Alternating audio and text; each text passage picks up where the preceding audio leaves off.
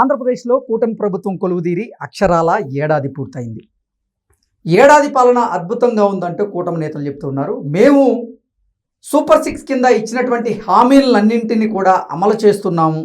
అందులో భాగంగానే నిన్న తల్లికి వందనం పథకాన్ని కూడా ప్రారంభించామంటూ కూటమి నేతలు చెప్తూ ఉంటే, సూపర్ 6 ఏది అమలు కాలేదు, సూపర్ 6 పేరిట ఆంధ్రప్రదేశ్ ప్రజలను కూటమి ప్రభుత్వం మోసం చేస్తుంది అంటూ వైకాపా నేతలు ఆంధ్రప్రదేశ్లో ఉన్నటువంటి కూటమి ప్రభుత్వం మీద దుమ్మెత్తిపోసేటువంటి ప్రయత్నం చేస్తున్న నేపథ్యంలో సూపర్ 6 అసలు అమలవుతుందా లేదా అనే దాని మీద మనం పూర్తి స్థాయిలో విశ్లేషణ చేసుకుందాం. ప్రస్తుతం మనతో పాటున్నారు ప్రముఖ రాజకీయ విశ్లేషకులు, ప్రముఖ సీనియర్ జర్నలిస్ట్ డివిఎస్ గారు. సార్తో మాట్లాడదాం. సార్ నమస్తే. సార్ నమస్తే. ఆంధ్రప్రదేశ్లో కూటమి ప్రభుత్వం కొలువుదీరి అక్షరాల ఏడాది పూర్తయింది. ఏడాది పాలన చాలా అద్భుతంగా ఉంది అంటూ కూటమి నేతలు చెప్తున్నారు. ప్రజలు కూడా నిన్న సంబరాలు చేసుకునేటువంటి పరిస్థితి ఉంది.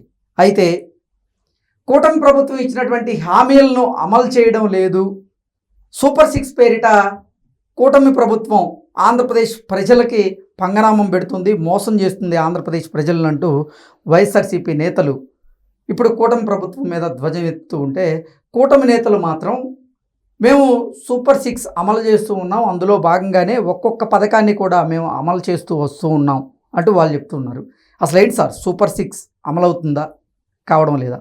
ఎవరి వ్యాఖ్యల్లో ఎంత నిజం ఉంది? ఆంధ్రప్రదేశ్లో కూటమి ప్రభుత్వం ఏర్పడి ముఖ్యమంత్రిగా చంద్రబాబు బాధ్యతలు చేపట్టి 1 year 12 నెలలు అయింది. ఇప్పుడు ఈ 12 నెలల ప్రగతిని విశ్లేషించుకున్నా, అటు అభివృద్ధి ఇటు సంక్షేమం, వాళ్ళు ఒక జోడు గుర్రాలుగా ఈ ప్రగతి రథాన్ని నడిపిన తీరు.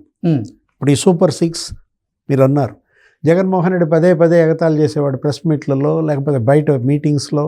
సూపర్ 6 సూపర్ 7 అనేవాడు. సూపర్ 7 ఏం మనకు తెలియదు, 7వది ఏంటో జగన్మోహన్ రెడ్డే చెప్పాలి. బహుశా 7వది అంటే అర్థం ఆయన అరెస్ట్లేం. సూపర్ 6లో లేనిది సూపర్ 7. జగన్మోహన్ రెడ్డి దృష్టిలో ఏంటి? అరెస్టులు అంటారా? అవినీతి కుంభకోణాల్లో పాల్పడిన వైఎస్ఆర్ కాంగ్రెస్ పార్టీ ఎమ్మెల్యేలో లేకపోతే మంత్రులో అప్పటి పనిచేసినటువంటి నాయకులు వాళ్ళ అరెస్టులు సూపర్ 7 ఆయనే చెప్పాలి. సూపర్ 6 విషయానికి వచ్చేసరికి మనం తీసుకున్నట్లయితే, ఇప్పుడు ఈరోజు తల్లికి వందనం, ఇవాళ డబ్బు తల్లుల ఖాతాల్లో పడిపోతాం. ఏది మొత్తం దగ్గర దగ్గర అసలు ఏ స్కీముకి కూడా అంత బడ్జెట్ పెట్టాల. ఇది అసలు ఒక రికార్డ్ అంటున్నారు. 10,091 కోట్లు ఖర్చు పెడుతున్నారు. కేవలం ఒక్క స్కీమ్ మీద 10,000 కోట్లు ఖర్చు పెడుతుంది. బహుశా దేశంలో ఏ రాష్ట్రంలో లేదనుకుంటా ఒక్క స్కీమ్ మీద. అంటే ఆ పెన్షన్లు ఉన్నాయి, సామాజిక భద్రత పెన్షన్లు, అది ఒక 34,000 కోట్లు ఖర్చు పెడుతున్నారు. అది సామూహిక సంక్షేమ పథకం. ఇదేంటి? ఇది విద్యార్థులకు ఉద్దేశించింది, ఇది బడికి ప్రవేశాలకి మరి ప్రోత్సహించేది, డ్రాప్అవుట్స్ని నివారించే పథకం తల్లికి వందనం. మరి వాళ్ళు అన్నమాట నిలబెట్టుకున్నారు. ఆర్థిక పరిస్థితి వాళ్ళకు అనుకూలించకపోయినా, ఏది మనం చూసాం, ఇవాళ 10 లక్షల కోట్ల అప్పుల్లో ఆంధ్రప్రదేశ్ ఉంది. ఇప్పుడు అప్పు తేందే ఇవాళ ఇక్కడ అభివృద్ధి నడవని పరిస్థితి, సంక్షేమం అందని పరిస్థితి. అవును, అప్పులు తెస్తున్నారు. తెచ్చిన అప్పుల్ని చంద్రబాబు ప్రభుత్వం సద్వినియోగం చేసిందా, దుర్వినియోగం చేసిందా? గతంలో జగన్మోహన్ రెడ్డి ప్రభుత్వం ఏం చేసింది, ఇప్పుడు చంద్రబాబు ప్రభుత్వం ఏం చేస్తోంది? ఇది చర్చ. ఇది బేరీజ్ వేసుకోవాలి. అటు ప్రజలైనా, పార్టీలైనా, నాయకులైనా ఇవాళ విశ్లేషించుకోవాల్సింది దీనిపైన. జగన్మోహన్ రెడ్డి తెచ్చిన అప్పులు స్వాహ, అవినీతి కుంభకోణాలు, లేకపోతే బటన్లు నొక్కే అని చెప్పి కొంత పేదలకు ఇచ్చాడు, ఎంతో తను స్వాహా చేశాడు. ఇప్పుడు ప్రతి బటన్ నొక్కడం సాక్షిలో ఒక యాడ్గా మనం చూసాం. సాక్షికి మరి ఆయన ఛానల్కి ఒక 600 కోట్లు ఏమో ఆయన యాడ్స్ రూపంలో ఇచ్చారన్నారు. ఇప్పుడు అదొక పెద్ద కేసు. ఆ తుమ్మా విజయ్ కుమార్ రెడ్డిని కూడా పిలిచారు, ఎంక్వైరీ కూడా జరిగినట్టుంటుంది. ఇప్పుడు ఈ సూపర్ 6కి వచ్చేసరికి వాళ్ళు ఒక షెడ్యూల్ పెట్టుకున్నారు. రేపొద్దున 20వ తారీఖు ఎప్పుడో ఆ ఏరువాక ఎటు జరుగుతోంది, ఖరీఫ్ పనులు ప్రారంభం, మరి వెంటనే రైతుల ఖాతాల్లో 20,000 వేస్తున్నారు. ఇప్పుడు కంపారిజన్ మనం అంటోంది, నువ్వేం చేసావు? ఆ రోజు నువ్వు రైతు భరోసా అని ఒక స్కీమ్ పెట్టావు.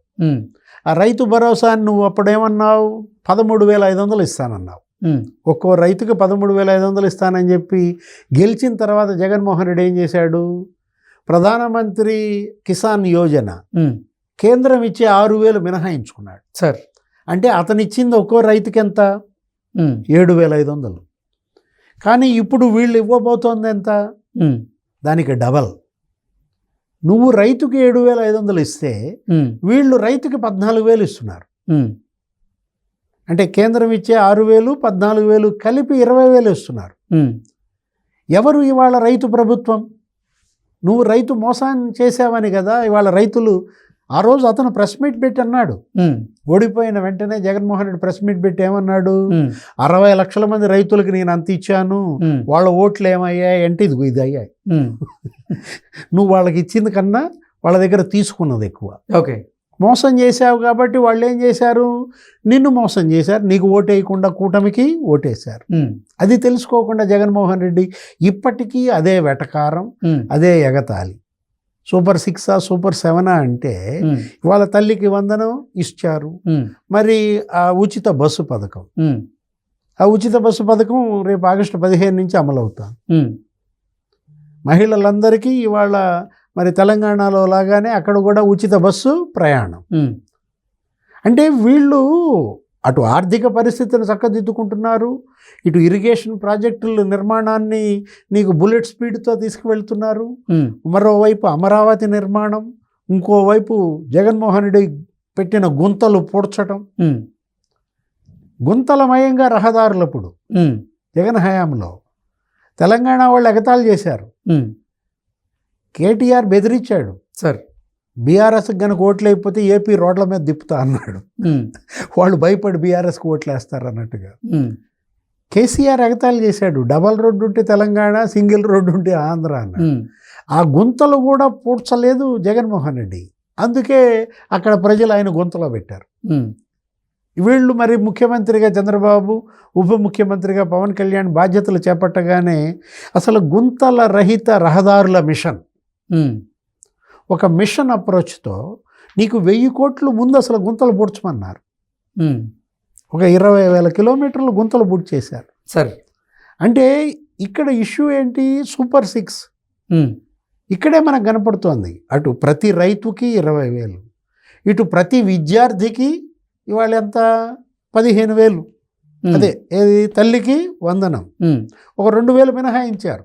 అది జగను మినహాయించాడు, వీళ్ళు మినహాయించారు. 13,000 ఏం వేసేశారు కదా. ఎంతమంది పిల్లలు ఉంటే అంతమంది ఖాతాల్లో వేశారు. ఓకే, ఇప్పుడు 4 పిల్లలున్న తల్లు 20,000 మంది అంట. అంటే ఆ 80,000 మంది విద్యార్థులకి ఇచ్చేశారు. మరొక హామీ ఏదంటావు? సూపర్ 6లో ఆడబిడ్డ నిధి ఎంతది? 1,500.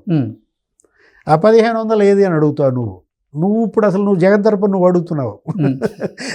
ఇప్పుడు ఆడబిడ్డ నిధి, దానికి కూడా షెడ్యూల్ పెట్టారు. ఏంటి? P4కి దాన్ని అటాచ్ చేశారు. ఓకే, ఇప్పుడు P4 ఇవాళ పేదల సేవలో ఈ ప్రభుత్వం అంటూ గతంలో చంద్రబాబు ఉమ్మడి రాష్ట్ర సీఎంగా ఉన్నప్పుడు P3 అనేవాడు. అప్పుడు వాజ్పేయి ప్రధానిగా. అదేంటి? Public private partnership. ఏంటది? P3. అవును, అదేంటది?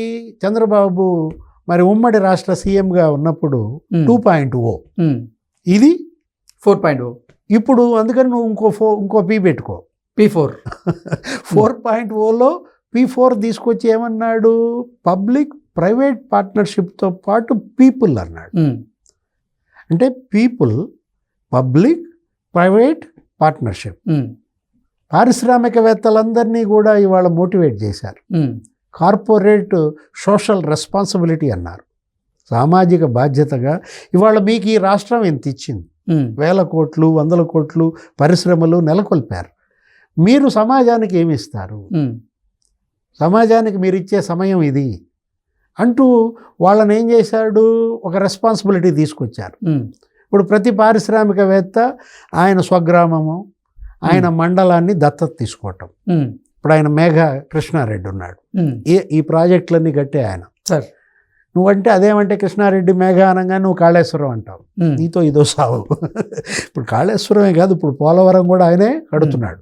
ఇప్పుడు ఆయన ఏం చేశాడు, కృష్ణారెడ్డి అక్కడ మండలాన్ని దత్తత తీసుకున్నాడు, గ్రామాన్ని కాదు, తన సొంత మండలం మొత్తాన్ని దత్తత తీసుకుని మరి అక్కడ ఆ సభలో తను మాట్లాడాడు. సార్ కొంతమందికి ఆయన మాట ఇచ్చాడు.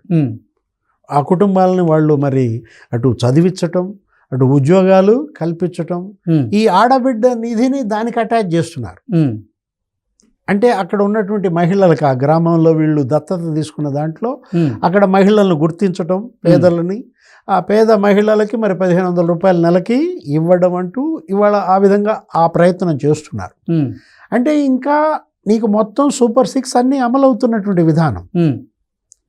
20 లక్షల మందికి ఉపాధి. అవును. ఏది? యువత.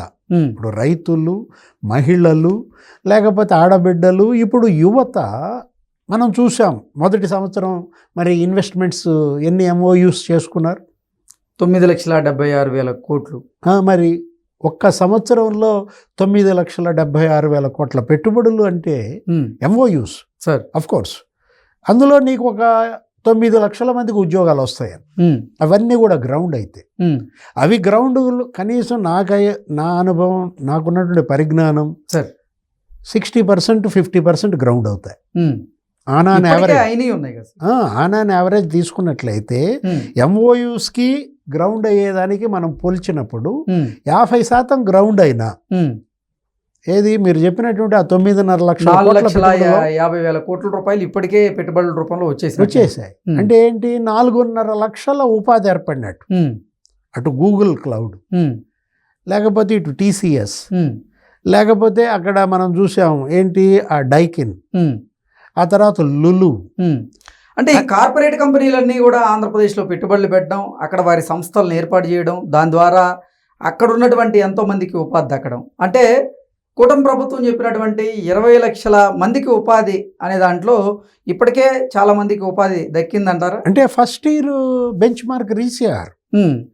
వాళ్ళు అనుకున్న లక్ష్యాన్ని సంవత్సరానికి 5 లక్షలు చేరుకున్నారు. వాళ్ళకేంటి 4 లక్షలు ఇస్తే చాలు. అవును. 4-5 20 లక్షల ఉపాధి కల్పించాలా. అందులో వాళ్ళు అనుకున్నటువంటి ఆ బెంచ్ మార్క్, ఆ 4 లక్షల ఉద్యోగాల కల్పనకు వాళ్ళు రీచ్ అయ్యారు. మెగా DSC ఉంది.